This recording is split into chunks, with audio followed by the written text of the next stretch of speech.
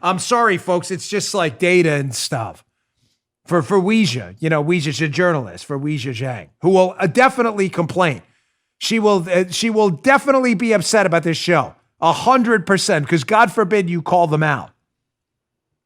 She going to report on that too? All right, back to some coronavirus panic merchant stories. The panic merchants in the media want you to believe you're all going to die tomorrow, of course, because there's no interest in actually getting you the facts. Here's a fascinating story by Fox 35 up here in Orlando. Fox 35 investigates questions raised after a fatal motorcycle crash listed as a COVID-19 death. What did the guy hit like a man-sized virus? How did that work? The virus has been, what? Did I miss something? Folks, I haven't covered it over the last few days because it's been a deluge of news. But in case you missed it, Florida and Texas, some of the numbers appear now to have been inflated.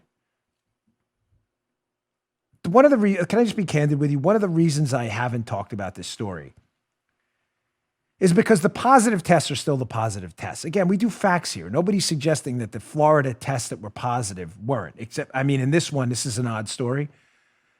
But the story in Florida was that the negative tests weren't reported, which means the infection rate was clearly way off. They were claiming infection rates of 98% for people who were tested. That's outrageous.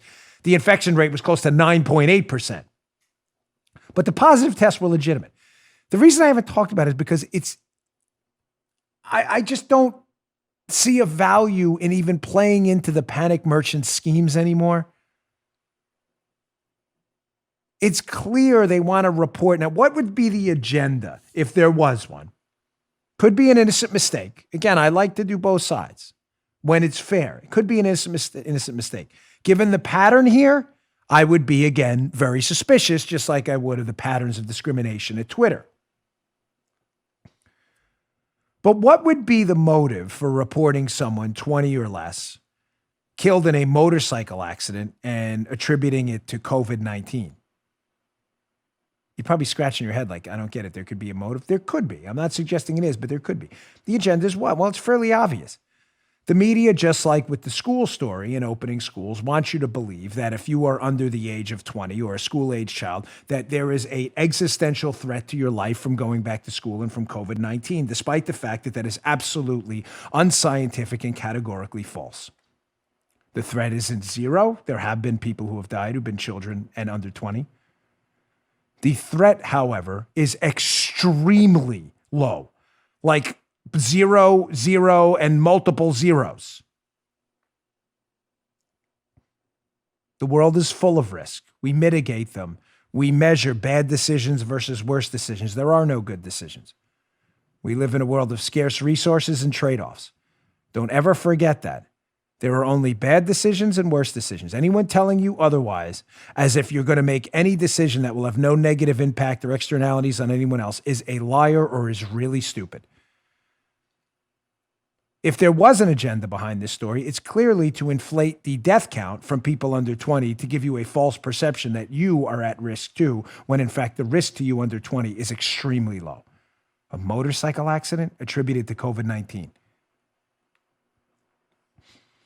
Now, again, just quickly back to the schools thing. This is an article at Vox with a V from an actual epidemiologist. If I'm quoting Vox, you know where the world is coming to an end. We are nearing the apocalypse.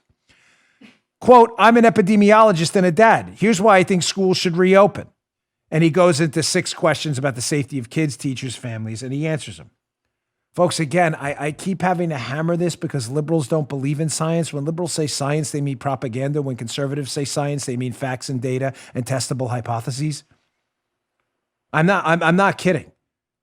What is the actual science, again, for the 15,000th time on this show, about transmission rates amongst kids? Are they in any danger from going back to school? From the piece at Vox with a V, a leftist rag. Even they understand this guy who wrote this. He says, quote, the author of the piece, a summary of the evidence in hand suggests that schools will play little role. Does that say little role? Yes, it says little role in sustaining the pandemic. A recent review of 210 transmission clusters around the world found that only 8 of them 3.8% involve school transmission. Case studies of outbreak investigations in Ireland, France, and Australia demonstrate almost 0 cases of in-school transmission. He goes on, modeling studies demonstrate no clear role of in-school transmission in explaining COVID epidemiology. All of this data tells us that despite our gut instincts and parental anxiety, school will likely be okay this fall.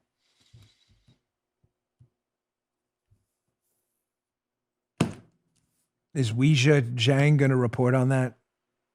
Now, assuredly, Joe, would you agree if Trump came out tomorrow and said we're shutting down the schools nationwide in perpetuity until we can eradicate this virus, what do you think Weijia Zhang and others would say?